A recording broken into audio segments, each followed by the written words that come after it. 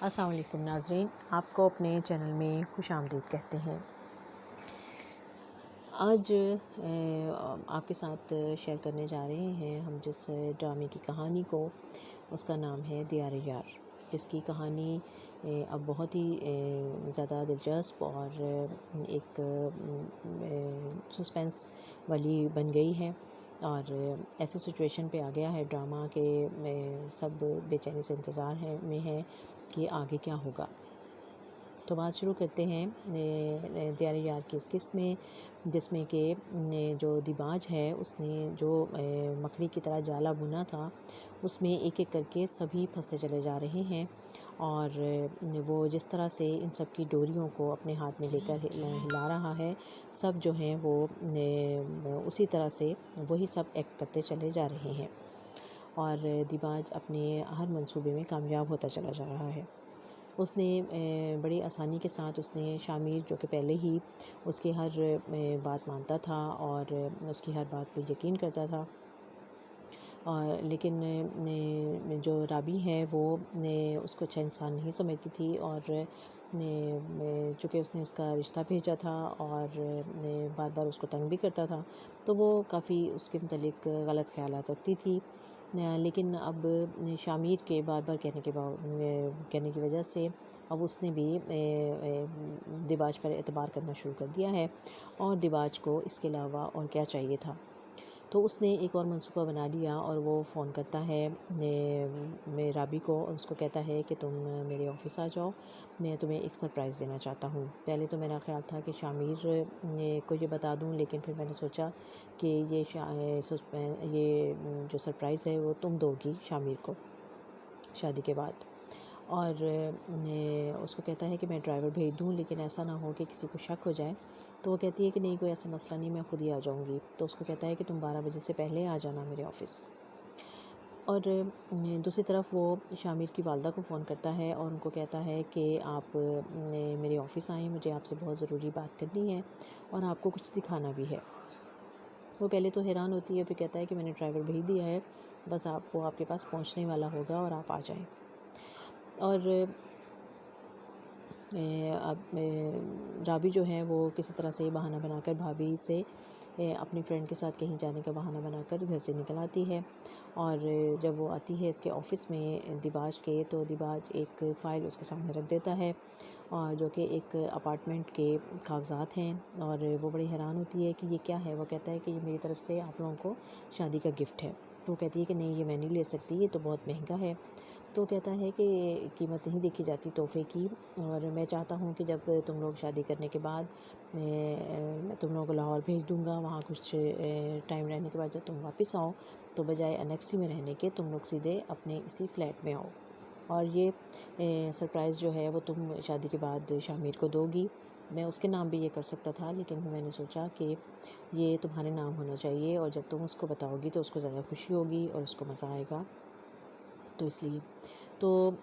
وہ ششوپن میں پڑ جاتی ہے، اور پہلے تو وہ سائن نہیں کرتی، لیکن پھر اس کے بار بار اصرار کرنے پر وہ اس پہ سائن کر دیتی ہے، اور اتنی دیر میں فون آ جاتا ہے ڈرائیور کا کہ میں ان کو ساتھ لے کر آ گیا ہوں۔ تو وہ اس کو کہتا ہے کہ ٹھیک ہے، انہیں گاڑی میں ہی بٹھاؤ، شامیر کی والدہ کو میں ابھی بلاتا ہوں۔ اور پھر جب سائن کر لیتی ہے رابی تو وہ وہاں سے چلی جاتی ہے، اور بڑی ممنون ہوتی ہے، بڑا شکریہ ادا کرتی ہے دیباج کا۔ اور اس کے جانے کے بعد جب وہ شامیر کی والدہ آتی ہیں ان کے آفس میں، تو وہ پہلے معذرت کرتا ہے کہ آپ کو انتظار کرنا پڑا، اصل میں رابی آئی ہوئی تھی آفس میں۔ تو وہ بڑا حیران ہوتی ہے کہ وہ کیوں آئی تھی یہاں؟ تو کہتا ہے کہ بس کچھ کام تھا تو اس لیے وہ آئی تھی، اور پھر وہ فائل ان کو سامنے رکھ دیتا ہے اور کہتا ہے کہ وہ اس کو شامیر ایک تو ہمارا بڑا بھولا ہے اور اتنا جذباتی ہے کہ مجھے ڈر لگتا ہے کہ کہیں وہ اگر رابی نے شادی سے انکار کر دیا تو وہ کچھ کر نہ بیٹھے، اور اس لیے شامیر کی والدہ کہتی ہیں کہ مجھے پتہ چل چکا ہے کہ یہ دونوں خفیہ طور پر نکاح کرنے کا سوچ رہے ہیں۔ تو وہ کہتا ہے کہ ہاں، نکاح تو کرنے والے ہیں، لیکن رابی جو ہے اس کو ابھی بھی کچھ خدشات ہیں، اور وہ کہتی ہے کہ اس کے مستقبل اتنا محفوظ نہیں ہے۔ تو اس کی اسے کچھ ضمانت چاہیے تھی، تو جس کے لیے میں نے اس کو جو مطلوبہ اس کو جو کچھ چاہیے تھا وہ میں نے اس کو دے دیا ہے۔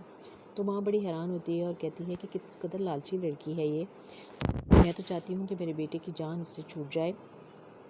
تو وہ کہتا ہے، دباش کہتا ہے کہ دیکھیں وہ بہت جذباتی ہے، وہ کچھ کر نہ بیٹھے، اس لیے آپ بھی سوچ سمجھ کر ذرا قدم اٹھائیے گا۔ اور پھر وہ وہاں سے واپس چلی آتی ہے گھر، اور دیباج جو ہے وہ شامل کو فون کرتا ہے اور اس کو کہتا ہے کہ بس تم فلیٹ میں پہنچ جانا، اور کل جب رابی شادی والے دن پارلر آئے گی تو وہاں سے اس کو ہم پک کر لیں گے، اور پھر پہلے تو تم لوگوں کا نکاح ہوگا، اور پھر اس کے بعد میں تم لوگوں کو خود ہی ایئرپورٹ چھوڑنے جاؤں گا، تم لوگ لاہور چلے جانا، اور پھر سب کچھ آسانی سے ہو جائے گا۔ تو شامل کہتا ہے کہ میں ہی کیوں نہ اس کو پک کر لوں پارلر سے، تو دیباج اس کو منع کرتا ہے کہ نہیں، بالکل نہیں، اگر کسی نے تمہیں پارلر کے آس پاس دیکھ لیا تو انہیں تم پر شک ہو جائے گا، اور پھر ہمارا بنا بنایا کھیل جو ہے وہ بگڑ جائے گا۔ اور دوسری طرف اس دن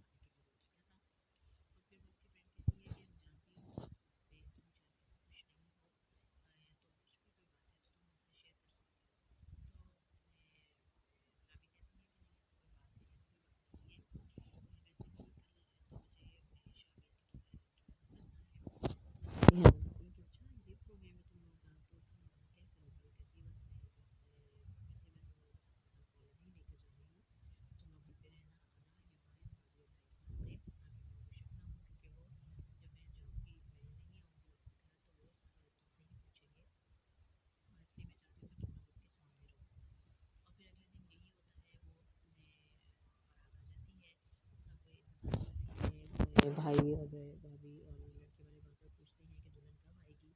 تو بھابھی جو ہے وہ چھوٹے بھائی سے کہتی ہے کہ اپنے سے کہتی ہے کہ جاؤ تم پارلر سے اس کو بتا دو کب آنے کے لیے، وہ کہتا ہے کہ اس کو واپسی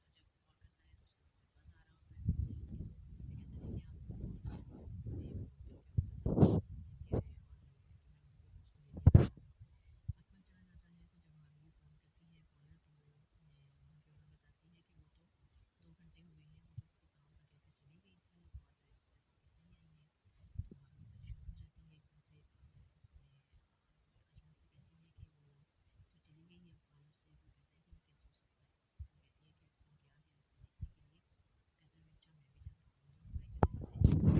آپ پارلر جا کر دیکھتے ہیں۔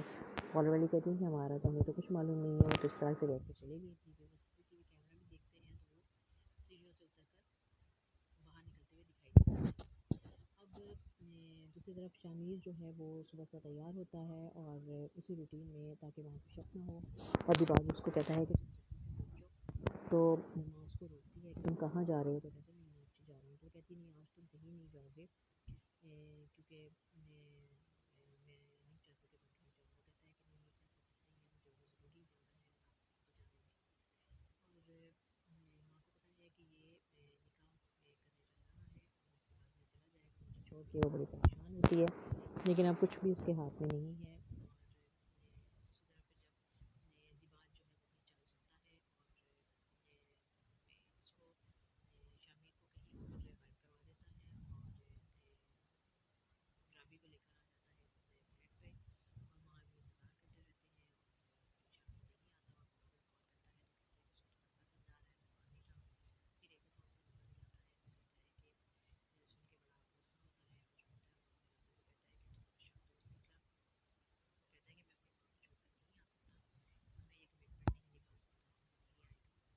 رابی کے لیے یہ بڑا مشکل حالات ہو گئے ہیں۔ ادھر رابی کا بھائی بھی اس کو فون کرتا ہے اور وہ پھر دباج اس سے پوچھتا ہے کہ کیا مسئلہ ہے، تو وہ کہتا ہے کہ وہ دونوں کہاں ہیں، مجھے پتہ ہے کہ وہ تم نہیں انہیں کہیں غائب کروایا ہوگا۔ تو وہ کہتا ہے کہ مجھے تو اس کے بارے میں کچھ معلوم نہیں ہے، بہرحال میں پتہ کرواتا ہوں کہ شامیر کہاں ہے، اور جب وہ مجھے مل جائے گا تو اس کا بھائی کہتا ہے کہ مجھے میری بہن واپس چاہیے، تو وہ کہتا ہے ہاں ہاں میں اس کو خود لے کر آؤں گا گھر۔ تو اب دیکھتے ہیں کہ اس منصوبے میں کہاں تک کامیاب ہوتا ہے، اور اب دباج جو ہے وہ اس کی اگلی چال کیا ہوگی، وہ کیا کرنا چاہتا ہے، اور وہ یقیناً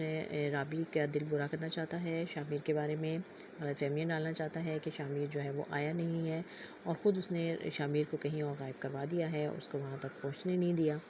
تو بڑا ہی یہ ایک اچھی جگہ پہ یہ موڑ پہ یہ کہانی آ گئی ہے، اور دیکھتے ہیں کہ آگے اس کا انجام کیا ہونے والا ہے۔ دیکھتے رہیے یہ خوبصورت ڈرامہ دیار یار۔